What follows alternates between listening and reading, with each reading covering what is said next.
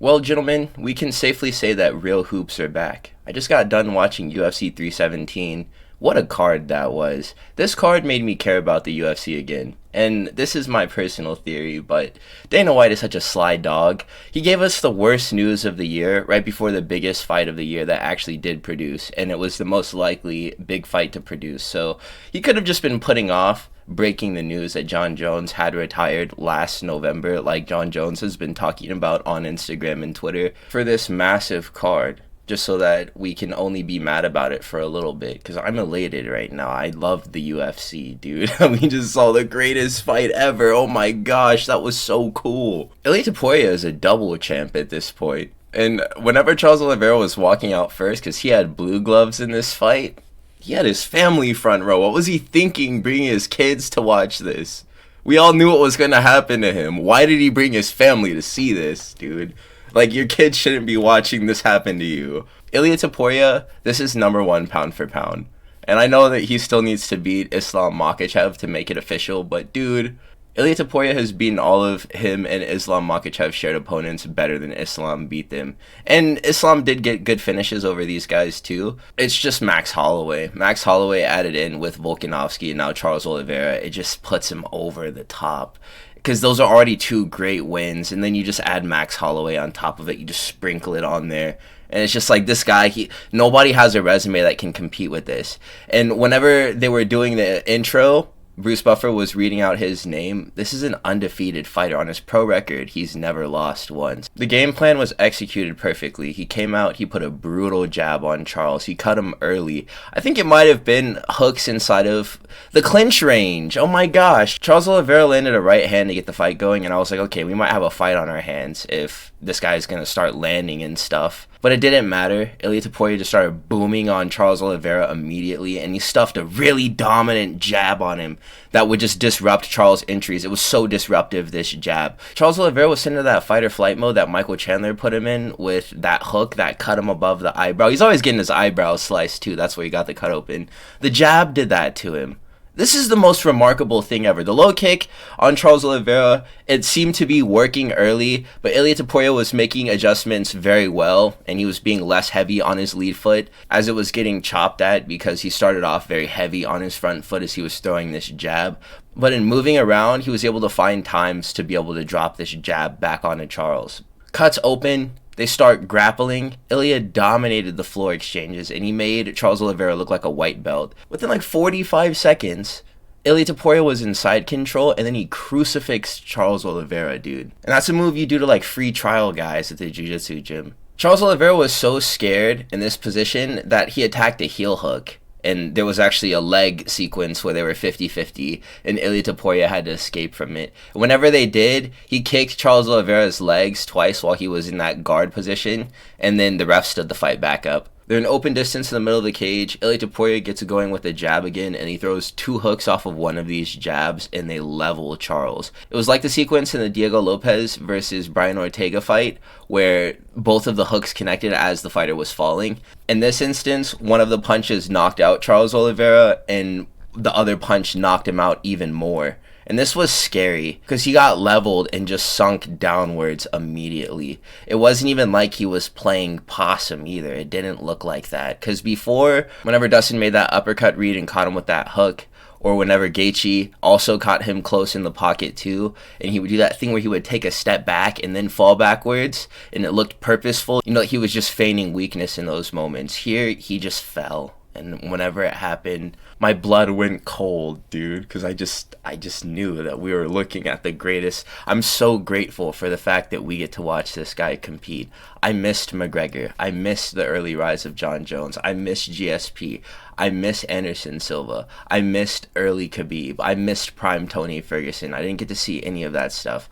I'm watching a generational talent compete live on TV, and there's nothing like it, man.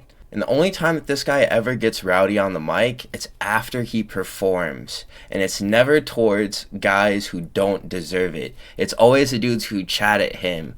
He showed nothing but respect to Charles Oliveira in the beginning of this fight all the way through the end. He checked up on him and they talked to each other. They had a moment at the end. Ilia Topuria got both of his belts. They gave him the mic and he let every single top lightweight contender in attendance have it. I think Armin was there, Gaethje was there, and Paddy was there. And this entire Octagon interview was bleeped out. He flexed on Paddy so hard, and he didn't even have the watch on. That watch that I was talking about, that Patek Philippe that was worth like $300K that he was wearing in the media day, how hard he stunted on Paddy by having both of those belts on him. It was like he had both arms covered in those $300,000 watches. Paddy looked so insignificant on that stage. Charles is a fighter where if you're a guy like Paddy who's a new gen and you're coming up, you've been watching Oliveira do this for a long time, and if you're a grappler, striker, hybrid like Paddy Pimblett, you probably look up to a guy like Charles. So a lot of these fighters who are within the top rankings, who at least respect Charles Oliveira, they watched a guy who they admire get chinned. In the case of Gaethje, he has to show respect to Charles because he got finished by Charles. And look at what happened to the guy who beat him. Armin didn't go life and death, but he had a pretty okay decision with Charles, and look at how Ilia Topuria dispatched him. Ilia Topuria is systematically breaking our favorite fighters in front of us, and he's doing it the same exact way. And so in moments after he does these things that sound impossible to us, if we were talking about anyone else, it's chilling whenever he talks. One of the questions that Joe Rogan asked him was, "Who's next for you, Ilia Topuria?" And he had both of his belts on his shoulders, and he said, "I don't know. We have P words in the audience who pull out of fights because their backs hurt a day before they get title shots." And then audio cuts off because he starts addressing Paddy Pimblett, and I'm sure he's not saying anything nice. I'm not sure if he addresses Gaethje, who's also there too. They don't show the camera at him, but after he goes off on this long tangent with the mic off, and they're not streaming his audio, they cut to Paddy, and then the mic comes back on, and they're like, "Yeah, bring him in here." Ilia Topuria calls for Paddy to be brought into the cage because they brought Joshua Van into the cage to face off with Pantoja after their fight. And whenever Paddy Pimblett comes into the octagon, he shrinks. You see him get smaller as he comes into the cage. And he's face to face with the man who is now double champion and has knocked out Charles Oliveira in this weight class, out cold, leveled him. And so they have an exchange, and I actually did get something from it. Paddy said to Ilia Topuria, "That was a nice knockout, I'll give you that, but you're not going to knock me out." And Ilia Topuria, without missing a beat, says, "Okay, I'm going to sub you." And he smiles whenever he says it. Ice cold. And then Paddy Pimblett has nothing to say after that, and he's like, "You're not knocking me out. You're not knocking me out." Trying to convince himself, and Ilia Topuria just shoves him. And then security grabs both of these guys. Dude, this is crazy. This must be what watching NBA in the 80s must have been like, dude. We're in a very special era of the sport. Islam needs to watch out. And it's no surprise that he's opting to challenge for the 170 title. Because even with that 15 extra added pounds, that boy JDM is not hitting like Ilia Topuria. Nobody is. That's the best boxing in the UFC, bro. Technically, it's JDM, but whenever all things are considered, it's gotta be Ilia Topuria with the best boxing in the UFC, just because he's able to produce knockouts with it so easily. Uptoro flatlined Charles Oliveira in front of his family. There were follow-up shots, hammer fists on the ground after he had knocked him out with those two hooks that I discussed earlier. This was probably the filthiest knockout of all of the ones that he scored over legends of the sport, because in the two prior to this, there were combinations that he landed after he closed off the cage and had done significant damage before. Charles Oliveira was bleeding by the time that he got knocked out, but he was floored in the middle of the octagon. There's a lot of respect that has to be given to the fighter who can achieve this knockout, because a lot of skill goes into setting up a knockout over a guy who is somebody who we all wanted to believe is as skilled as Charles Oliveira. It takes a lot of skill in order to be able to just knock a guy out in open range like that. Ilia Topuria is different, man. I know this, but my next video is going to be talking about different fighters who he has a better resume than, because it's most of our legends at this point. I'm absolutely blown away. I'm blown away. Pantoja, he did an amazing job, man. This is our champion of flyweight. He fought Kaikar France tonight. Pantoja, I think that they should put him at number 3 pound for pound. And the debate is him or Merab who should go there at that place.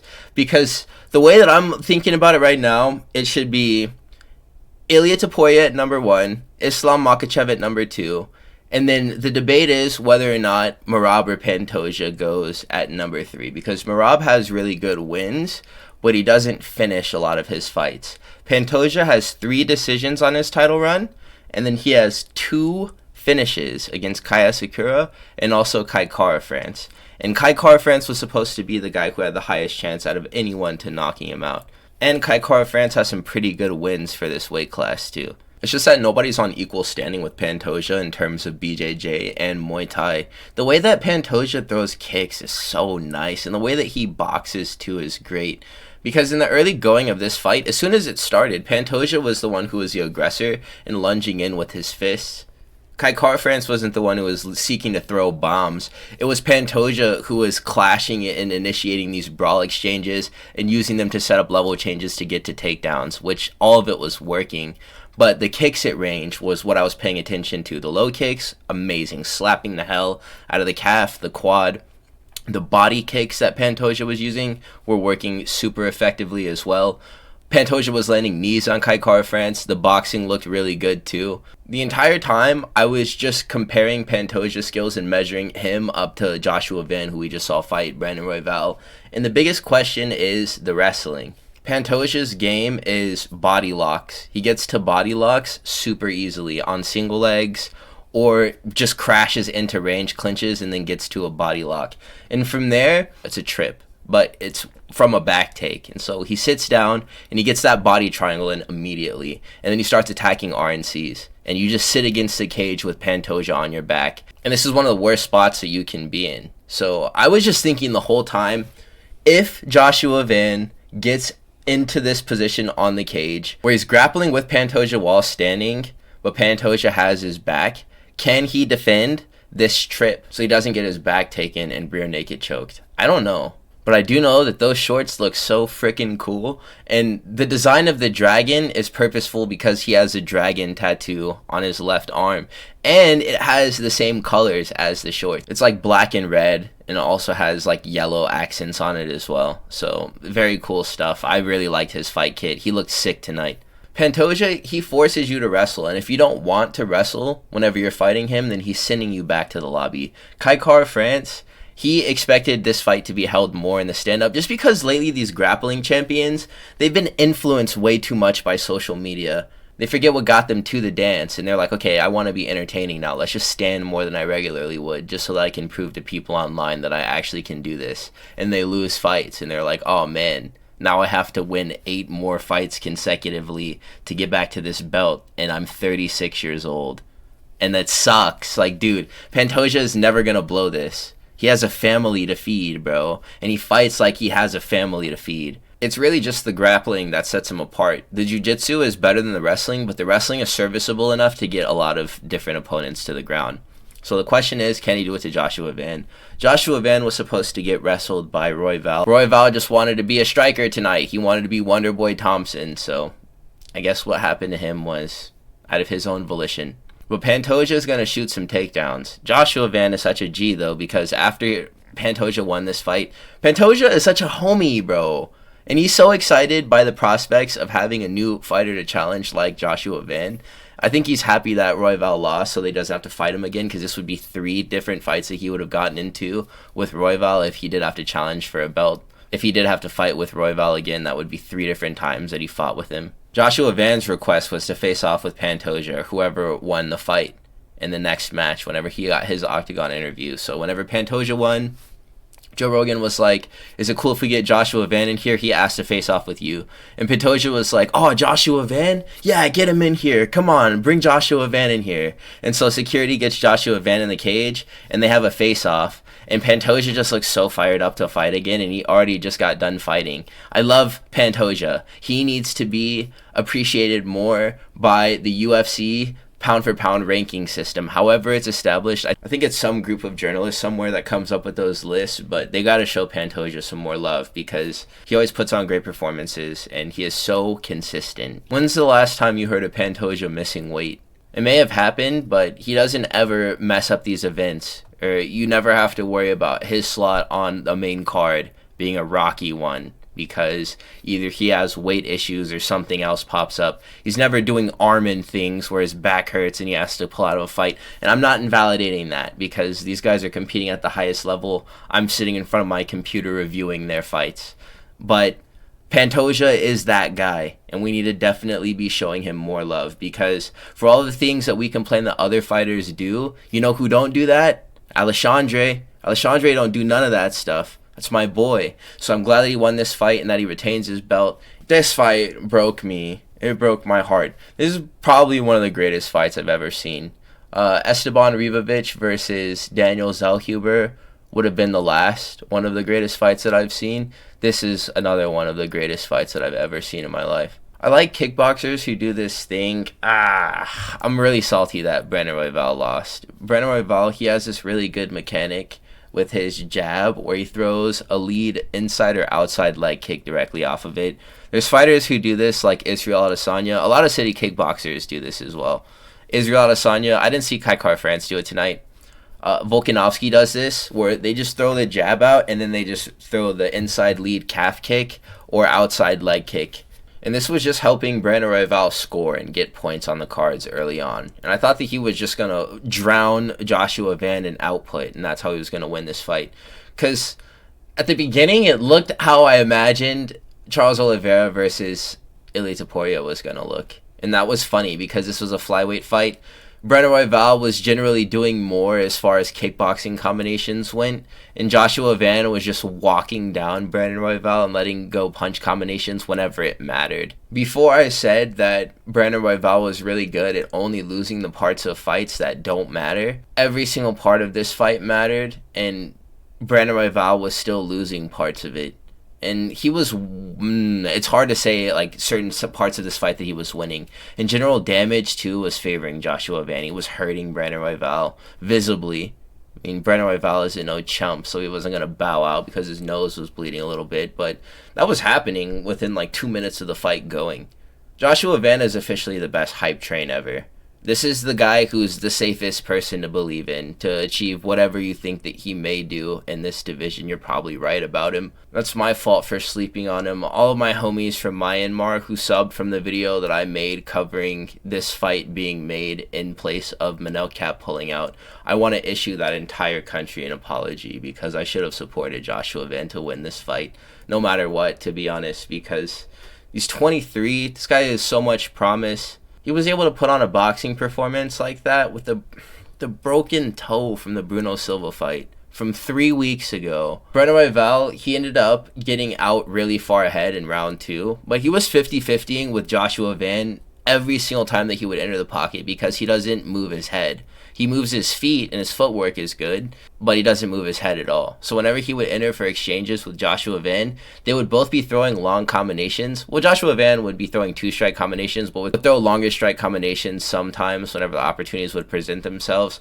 Or whenever they would clinch, Joshua Van was working the body in the clinch really well. But Brandon Royval, he would always end up having to take a lot of damage in order to get his damage off. And whenever he would shoot his shots, he would miss a lot, and Joshua Van would still land. And that ended up resulting in Joshua Van nearly stopping this fight in the final minute. He had dropped Brandon Royval in a very close round 3. After a lot of people had it 1-1, it was really hard to score this fight just because of the damage and the way that Brandon Royval looked. Even for the round 2 strike stats being the way that they were, it didn't really look like Brandon Royval won. But in that round 3, in order to disrupt the pace so that he could land his hands more, Van was spamming the heck out of this lead side kick to the leg. It was just a knee stomp, dirty tactics, but I get it, dude. This guy, he needs this win for his family. He just bought his mama a house. That's a mortgage now. We need this show and win, and we need the performance bonus. I get it, Joshua Van. And he was spamming this strike. Being a guy who has suffered ACL damage, watching that knee get hyperextended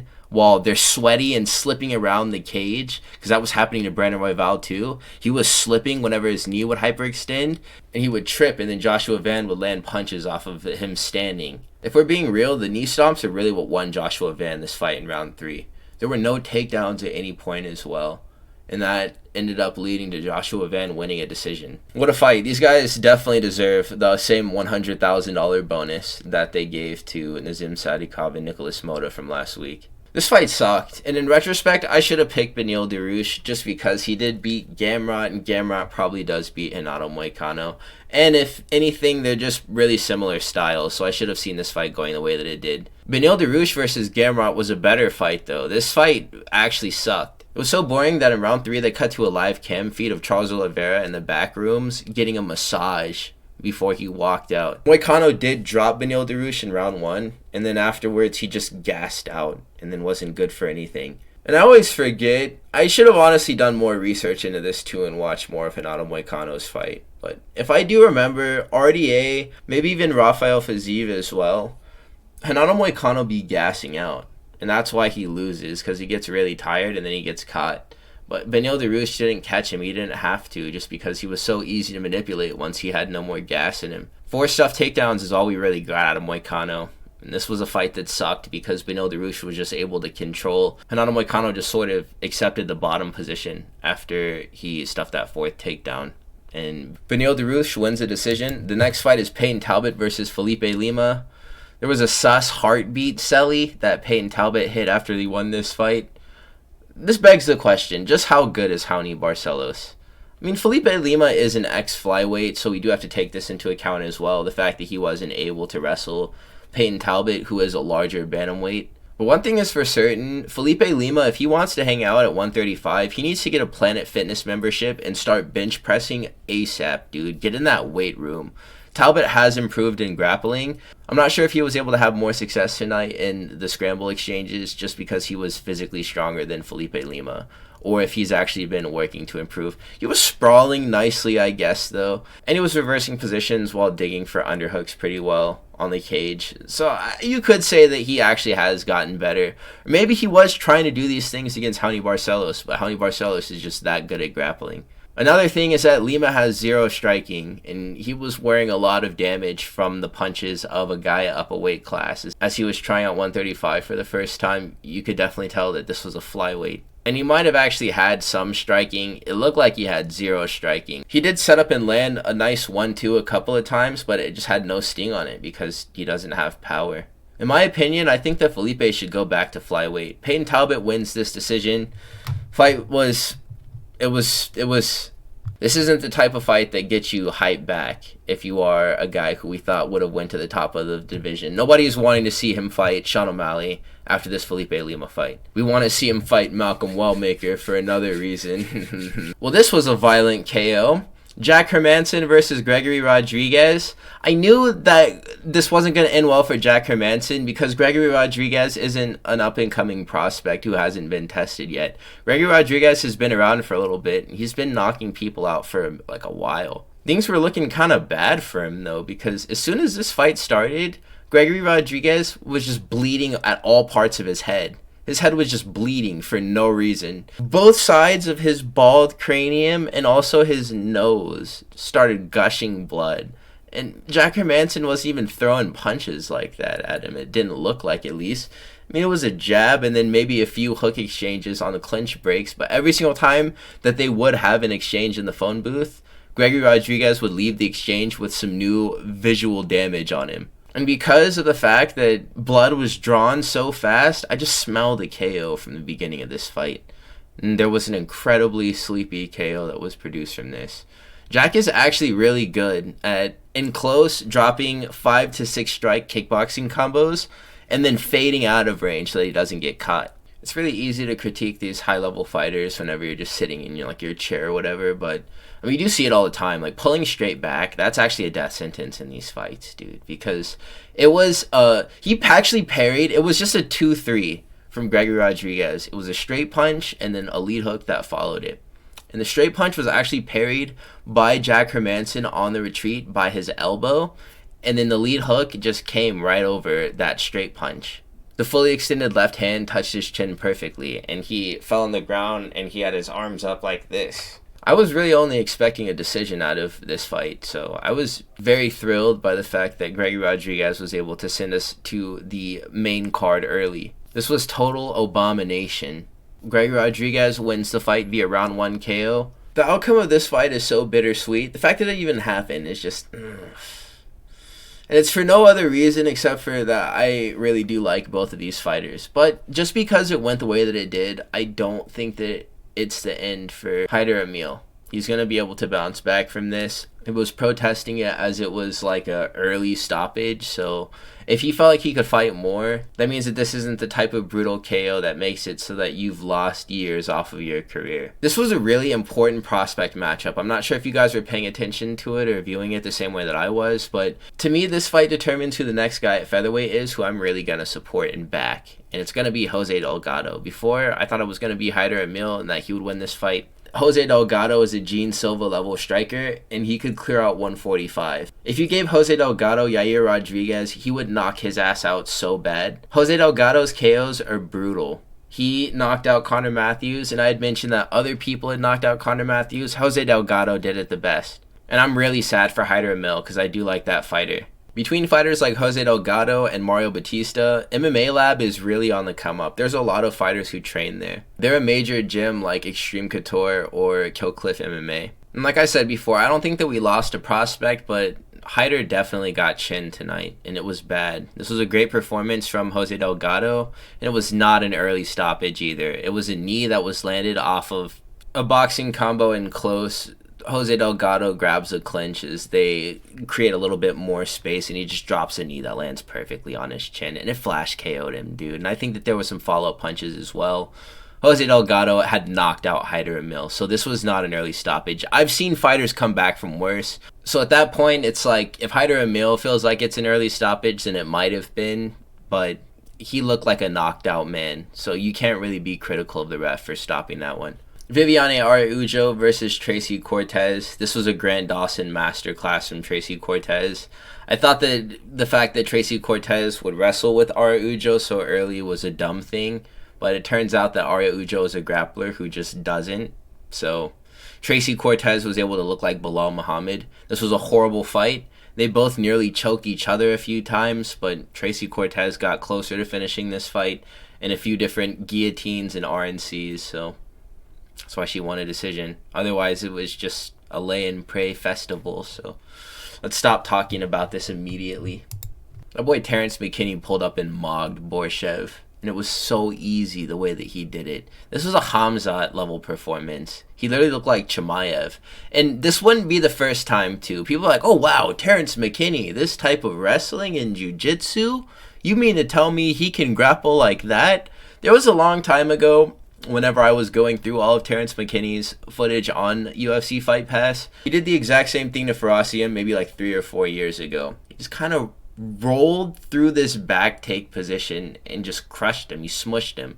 And he got to an RNC and just choked him out. One thing that people underrate is how physically strong Terrance McKinney is. He has all of this knockout power and has this really fast knockout over Matt Favola. It's because he's a strong human. Borshchev was like kicking his feet in the air, and he wasn't trying to kip so that he could escape. I think that it was because he was afraid, man. This is the type of performance that you put on whenever you're like really pissed off about taking losses in the past. Terrance McKinney made a statement tonight, and I talked about how he beat Firas Ziem. It was a high-level sequence that ended up translating to him getting that RNC in that fight, but he showed off some higher-level skills here by wrapping up a Darce from a headlock position that he secured from a blast double leg that he ran the pipe through after he caught a kick at the very beginning of the fight. From this Darce choke, he transitioned it to an anaconda, and then he transitioned it one more time into a guillotine. He was able to finish it, and like I was talking about before, Borshchev was mounted in this guillotine kicking his feet. He wasn't trying to like hip bump. He was just kicking his feet, and I think it was because he was afraid. Or maybe it was because he was trying to keep himself conscious. My grapplers out there, why are you kicking your feet in a mounted guillotine? What's the strategic advantage of that? Why are you doing it? Terrance McKinney is plenty powerful. He has this grappling too, but we do need some head movement and some footwork if he can't just do this every single time. If he could develop all the same skills in striking as far as boxing goes as a fighter like Malcolm Wallmaker at lightweight, he will be very successful. If he can cut angles on the feet with the boxing, and he also could move his head the same way too, he will keep himself a lot safer so that he's not getting knocked out. And he has bricks in his gloves, so he can just work. He won this fight via round 1 submission, made an incredible statement against a guy who people know about in this division, and he's just going to keep on going up. The second fight on the card was Niko Price versus Jacobe Smith. I realized something. Niko Price makes every fight bad. It's his fault. He always makes every single fighter that he fights gas out so that they have a bad fight. He just ends up doing something that matters in the early going of a fight whenever he's getting completely dominated. And he makes the other guy that he's fighting get tired because he's so durable and can take such a beating. So basically what you saw is Jacobe Smith was landing some really good punches in the early going, and then he wrestled. I don't know why he did that. I feel like this was kind of a low IQ play from Smith. Wrestling early was not the move because he tired himself out whenever he wasn't able to get a finish from a stacked guard position where he was raining down punches and elbows. He did cut up Niko Price, and then whenever they got back to the feet, it did look like walk him down Jacobe. But then Niko Price started tagging him with this right hand, and he started jabbing him. And I was like, are we really going to watch the largest betting favorite in UFC history go outside to Niko Price? The fight became 50-50 as soon as Jacobe Smith got tired, but he always had the better shots landed in these like phone booth exchanges. Jacobe Smith, he's a fighter like Damone Blackshear where you see him and he's like big and imposing, and you're like, okay, well, he probably is going to be a good striker, right? But he's just a grappler, and that boy just needs to wrestle, to be honest. And he just needs better stamina so that he can do it. There were some points where he was wrestling with Niko Price, and they would be grappling in exchanges like, let's see, half guard into like a reversal from half guard, where you just sit up and then try to reverse position by turning them over. And Niko Price would be going through this motion of getting the sweep, and then he would get to a certain point, and Jacobe Smith, he's very strong. He would just kind of freeze him and stop, and then force him to like do something else. So if he was going for this half guard sweep where he would try to sit up and shoulder into Jacobe Smith to try to get him into a different position, Jacobe Smith would kind of free his legs and then just sit in the side control. And he would stop Niko Price from advancing to whatever position he was trying to get into, and he would just control a new position. And Jacobe Smith ended up doing this until he got to the back, and then he just choked out Niko Price. DC was like a kid in a candy store talking about this fight because there was a lot of collegiate wrestling moves that were being used on Niko Price that were setting up this submission. And then whenever that boy Jacobe Smith got on the mic, he was like, Joe Rogan!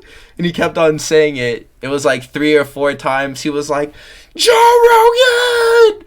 And that boy Joe Rogan was like, he was like, Jacobe, you were the largest betting favorite in UFC history. How do you feel about this fight that you put on with Niko Price? And Jacobe Smith must have known that the fight was ass and that he probably should have knocked him out in the first round for as large of a betting favorite that he was. And he was like, Joe Rogan! And he didn't address the question at all. I like this guy a lot. He just needs to work out his striking. But, dude, we'll take a young prospect in any weight division at any time, dude. Because the sport needs these guys. Even though he got a round 2 sub over Niko Price, I think that we should take it slow as far as pacing him with contenders and hyping him up, too. We don't need to give this guy the Mansour Abdul Malik treatment and make everyone believe that he's just going to chin the entire division and he just has boring fights. The first fight on this card is going to be Guzzi versus Renata Deniz. Alvin Hines versus Renata Deniz. Full camp Guzzi would have been something, I'll tell you. Deniz turned into left hook Larry and reincarnated the spirit of Bisping. I don't think he was there at the event. Deniz must have some really heavy hands because he was barely touching Alvin Hines and he was opening all different types of cuts on his face and swelling both of his eyes shut. Renata Deniz beat Alvin Hines into a bullfrog. And I don't know how Alvin wasn't chinned by any of these strikes that landed on him. Guzzi was battling a 14-year prison sentence, I guess, per the announcement table. That boy Alvin Hines is butterbean at home. This is like margarine legume. Margarine legume. This is MMA's butterbean, margarine legume. Renata Deniz won a decision over this guy. It means nothing for him. Alvin Hines, he deserves to be extended. If they sign him onto a 1-fight contract, give him another fight and give him a full camp to prove his worth in this division because we need more heavyweights, and he didn't look horrible, I guess. All right, so all my fight predictions. We went 7-5 this week. In retrospect, I should have picked Tracy Cortez to win that fight. I likely should have picked Payton Talbott, I definitely should have picked Joshua Van to beat Brandon Royval. And bottom right corner of the screen, dude. I'm just getting sad looking at it. How does that make you feel now after tonight?